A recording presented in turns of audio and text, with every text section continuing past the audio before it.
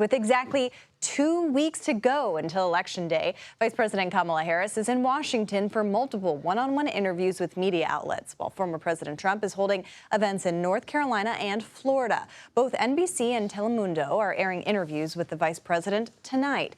Earlier today, Trump hosted a roundtable with leaders in the Latino community at his golf club in Doral, Florida. He's also hosting a rally tonight in Greensboro, North Carolina. His running mate is also keeping a busy schedule on the campaign trail. Senator J.D. Vance is rallying in Peoria, Arizona this afternoon and Tucson later tonight. And finally, Harris's running mate, Governor Tim Walz, and former President Obama appear together at a rally in Madison, Wisconsin this afternoon to mark the state's first day of early voting. The Minnesota governor will also rally in Racine, Wisconsin tonight, and Obama will hold his own event in Detroit. A lot of campaign movements and more than 19.5 million ballots across the U.S. have already been cast as of this afternoon. That's according to the University of Florida's tracker. Well, Nancy Cordes and Nikole Killion are on the campaign trail and join us now. Great to see you both. Thanks for being here. Nancy, I want to start with you. I know you've been talking to voters in Wisconsin who cast their ballots today, the first day of early voting. What did you hear from them? That's right, Caitlin. You know, we started out in Milwaukee. We've now made our way to Wisconsin, and basically every single voter we have spoken to told us that they intend to vote early. They don't want to deal with any potential lines on Election Day. They don't want to worry about the possibility of getting sick on Election Day or having something else hinder their votes, especially in a state that is always down to the wire. In 4 of the last 6 elections, the presidential race in this state has been decided by less than 1 percentage point. Case in point, Donald Trump back in 2016, he won by about 23,000 votes. Then in 2020, he lost by about the same amount. And so every vote really is pivotal.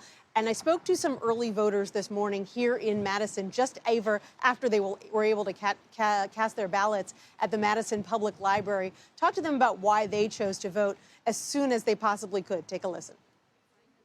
Why did you vote early? Just important to us to make sure we get our vote in, avoid the long lines on Election Day. Make sure our vote's counted. I'm just worried about the volume that's going to come in on Election Day. So having mine there, and I had time to do it today instead of on Election Day. I was worried about the lines being really long. I think we're older and we wanted to make sure we could. So. The Harris campaign has been pushing supporters in this state to go ahead and vote early, and Governor Tim Walz was here to make that case himself today, along with a pretty high-profile Democratic surrogate, former President Barack Obama, who actually told a crowd here in Madison, Caitlin, that he wouldn't be offended if they ended up leaving the rally while he was speaking, as long as they went to go vote. Yeah, it's interesting to hear voters saying they just kind of want to get this done and out of the way. I don't blame them after this long campaign. Nikole, you're in Florida, as we mentioned. Trump had a Latino roundtable today, but he also took some time to kind of criticize Harris for being off the campaign trail. Let's take a listen to what he had to say. I can't get over it. Who the hell takes off? We have 14 days left, and she'll take a couple of more days off, too. You know why? She's lazy as hell. All right, so we mentioned that Harris is not doing public events today, but she's recording interviews that are airing tonight. But I'm curious what the reaction has been to Trump's repeated attacks on her, but also, what he was trying to get out of this roundtable today.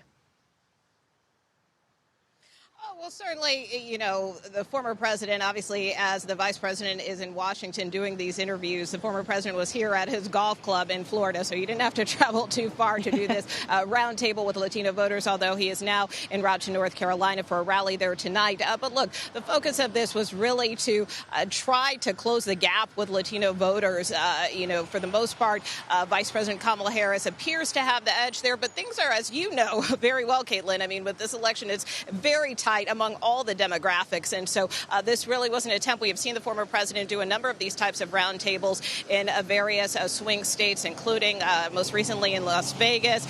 And, of course, Florida, not being a swing state, still trying to get that message out to Latino voters. I had the opportunity to speak to a pair of lawmakers who represent various districts here in South Florida, and I asked them how do they square Hispanic support for the former president with his anti-immigrant rhetoric. Take a listen. I think that he is a very picturesque person. He uses words that other people will not use, but that has not affected the policies that are good for the Hispanics. And that's one of the things that we in the news media need to understand. People are separating the personality from the policies. What's good for my pocket? What's good for my values? That's where we're going with Trump. You know who's also anti-illegal immigration? We are. Hispanics are anti-illegal immigration. And we also know one thing. In order for us to have a real serious discussion about immigration as a whole, you have to control the border. So both of these lawmakers making very clear that it really isn't about the former president's rhetoric. That doesn't concern them at all. If he refers to immigrants as criminals or makes false claims about migrants eating pets, what's more important to them are the policies. And so they believe the former president's policies when he was president, whether it was remain in Mexico, building the wall, were effective. And they argue that this is a very important issue for many Hispanic voters, that they are equally concerned about some of the issues around the border. So for that, they feel that, they can bypass and overlook the former president's rhetoric. And instead, they feel that that is one of the reasons why many Hispanics may support the former president, because they want to see him deliver on those policies, and not so much taking issue with the type of rhetoric that he uses. Yeah, it's really interesting because that's a sentiment we've been hearing a lot from voters across the battleground states as well. Nancy, we mentioned that Harris doesn't have these public events today, but she is doing these interviews. What more can you tell us about what message she's trying to send? Right. She headed back to Washington, D.C. after visiting 3 different battleground states yesterday to do a pair of interviews, one with NBC News, one with Telemundo, to air tomorrow. Then tomorrow she's back out on the campaign trail in Pennsylvania for a town hall, heading to Georgia on Thursday, and then to Houston, Texas on Friday. So she's definitely got a busy campaign schedule. And she is looking to do as many unscripted events as she can. Yesterday, when she was with the former Republican Congresswoman Liz Cheney, it was an opportunity to sort of do a Q&A in 3 different suburbs outside major cities, outside Philadelphia, outside Detroit, outside Milwaukee, to show her comfort level in that setting, and also to show that she can find some common ground with a Republican who is supporting her in this election. And then she's going to be going the other way later in the week, heading to Houston, not because the Harris campaign necessarily believes that it can win in Texas, but because abortion has been such a big issue for this campaign. She constantly, when she's out on the campaign trail, talks about new restrictions on abortion in Texas in particular that she argues are putting women at risk. And so she's heading there to drive that point home. Sometimes the message matters a little more than the place. That'll be interesting to see. Nikole, I know that you're in Florida, but I want to talk about Arizona a little bit because Vance is campaigning there today for the 4th time since becoming Trump's running mate. I know Trump is heading to Arizona later this week as well. What's the strategy behind sending Vance in particular to this state?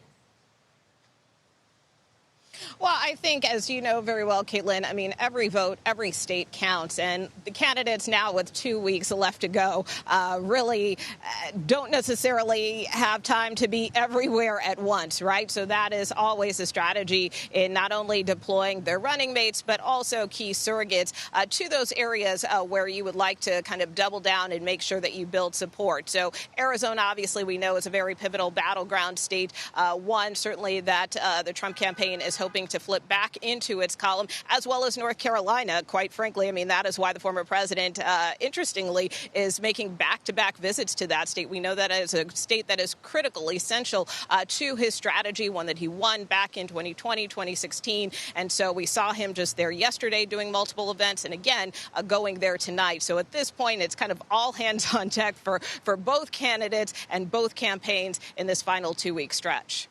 And for campaign correspondents like you, Nancy and Nikole, I know you've been everywhere all at once, and we're amazed at how you do it all. Thanks for joining us today.